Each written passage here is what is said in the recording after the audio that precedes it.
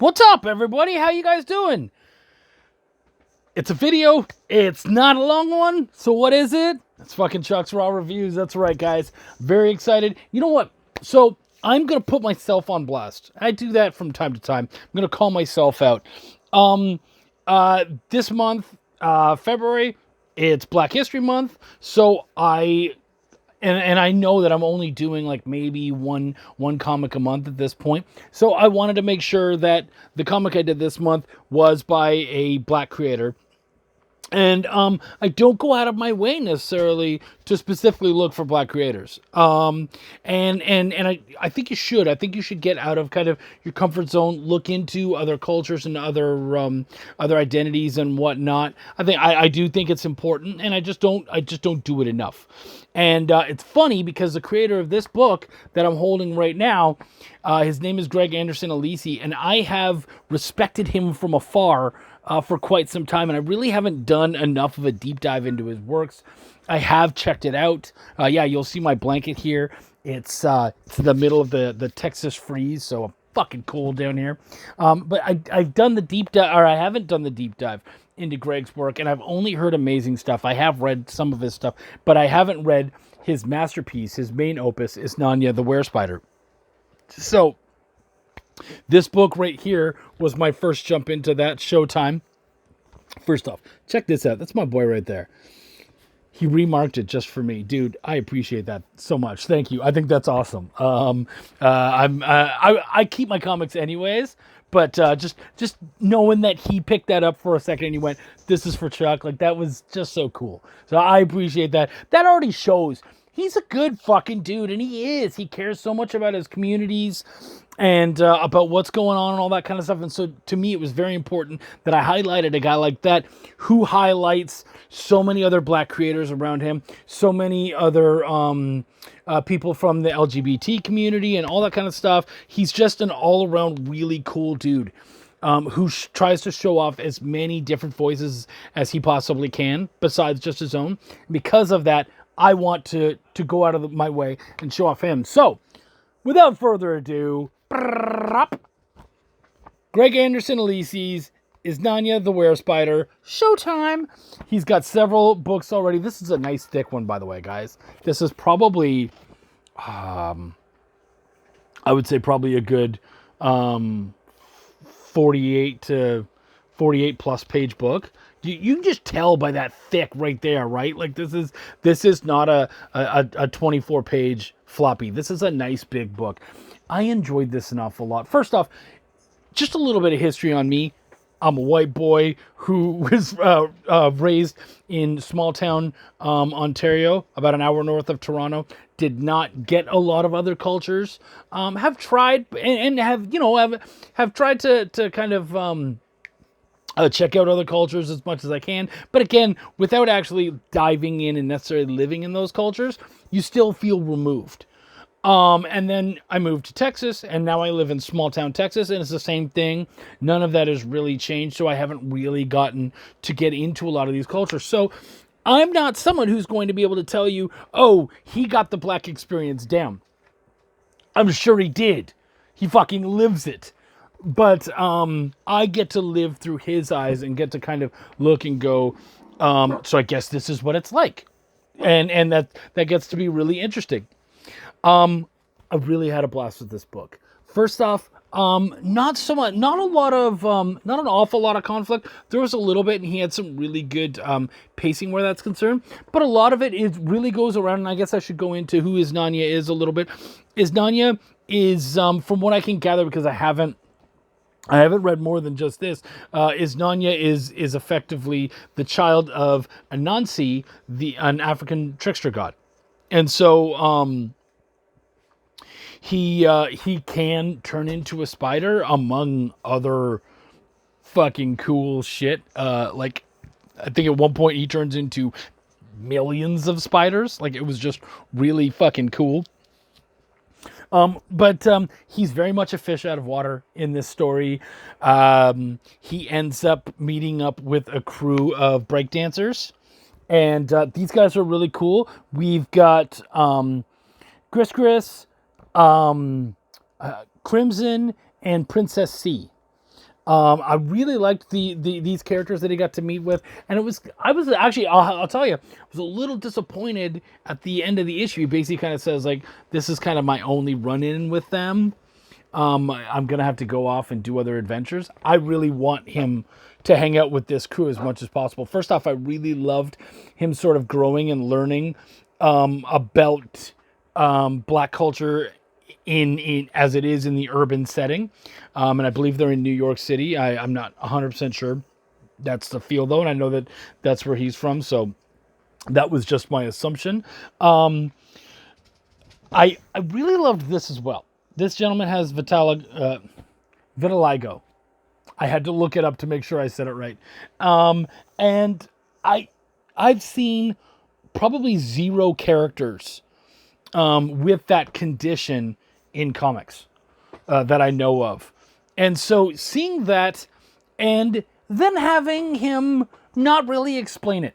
The character didn't have to talk about the condition. He didn't have to mention any of it. He didn't really have to do anything like that. I thought was beautiful. It was nice. Because the character just got to be. And no one was calling them out for their existence or for their color or lack of color or anything like that. And I really enjoyed that a lot. And also I just love the fact that was promoted and shown as normal, because it fucking should be. You know what I mean? It's really a skin condition as far as I know. And if I'm wrong, I'm so sorry. But it's not, it should be totally normalized. So I really love that he did that. And of course, I believe Chris is Puerto Rican, which is really cool. And Princess C is Asian. And, I felt a little bit of a connection between Iznanya and Princess C. And I'm just throwing it out there now. I would love to see more of that. I'm already shipping them in my head there, Greg. So if you want to make this old fat dude happy, that's something. But even if you don't, just getting the four of these together more would be terrific. I had a blast with this. I would watch a whole fucking series of this fish out of water take and him kind of learning through their eyes and whatnot. It was great. But yeah, anyways, so let's go back into the story. Basically, he ends up kind of discovering these guys as they're dancing away, and he gets to live with them basically for a day. He goes and he dances with them, and he learns all about what they do, their take on stuff, and all that kind of stuff. And I love how visual and colorful the dance scenes are. In fact, there's a gorgeous double page spread. Just fucking love this. This is so cool, guys. And again, it's wordless, but it was still so enjoyable. All the color and everything. It was something where I looked at this and I thought, cool. This in my mind looks like the inner city dance culture. This is not necessarily how I would imagine it, but it is now, I guess, is what I'm trying to say. And I see it and I love it. And I think it's so cool to be able to enjoy that and to feel like I'm learning, which it was something that I got to learn. I got to learn an awful lot. Greg is an educator himself. And so I did feel like I was picking up tips, or not picking up tips, picking up tidbits about things without it being jammed down my throat, I guess. You're being taught without feeling like you're being taught. So I left, I think, a better person and a better educated person because I'd gone through this. Especially, there was an essay in the back by Tasha Iglesias. And she went into her understandings and learnings of hip-hop culture. She actually did research in graduate school on hip-hop, which I think is so cool that you can do that. I know a lot of people might talk shit, but actually it's a culture in and of itself, and I think it's really interesting. I would take one on heavy metal because I'm a huge metalhead. So why would I then not want the same here, right? So I thought that was so cool. I had such a blast with the whole thing. I don't know, that's just a fucking cool piece of art that I had to show off. I absolutely fucking love this piece. I think it's really good. it would definitely be something I reread. My oldest kid, Ren, saw it, and especially when they saw that when they saw Crimson, they were just so excited. They're like, "Oh, I have to read that." And I was like, "Yeah, actually, you do. It's really fucking good." So this book is probably going to get some mileage just in my own house. Of course, you're gonna have to be careful because this is my fucking copy, and it says it right there. If I had to say one negative thing, Greg, this is what I'm going to say, all right? This is my one negative thing. You have the book, you open it up, and immediately you're in the story right away. I don't love that. I like the credits page being there. I like feeling eased into the narrative. So that's the one negative I would say is give me that good old credits page. Make me feel eased in and all that kind of stuff.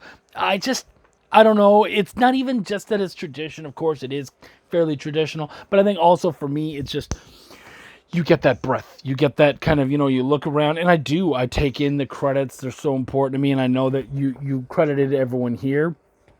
But being able to take a look at it's not really that big of a deal, so I'm talking about it more than I would want to. But that if I was really nitpicking, that's what I would fucking nitpick at is give me my buffer page, please. That's all I'm asking. But fuck, Greg, I fucking love it, man. I really do. I think you did a great job. You've got a fan in me. I already was, and I hadn't even really read an awful lot of your stuff.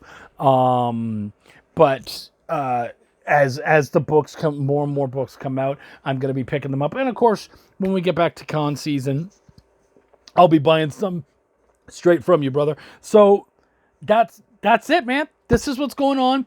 It's Nanya the Were Spider. This is Showtime. Check it out. My dog's being a pain in the ass. Not bad, but whatever. But check this book out. I think you guys will absolutely love it. I enjoyed the fuck out of it. And it's not something that I would ever normally read. But the fact is, it breaks through any culture barrier, anything like that. And I think anyone, absolutely anyone, can just pick up this book and love it, and feel like they learned an awful lot again without feeling like they were forced to learn something new. So cool. Thank you so much. Guys, I appreciate you guys being there. Team, you guys all did absolutely fantastic. By the way, to name off the whole team, Miguel Blanco, Angel Davis Cooper, and World, and David Brame, you guys all did fantastic work. This really is just an absolutely beautiful, gorgeous book. Got to keep showing that off. You guys did fantastic. Thank you guys so much. My name is Chuck. I give a fuck. Guys, get out there. Fucking be safe. I'll see you around.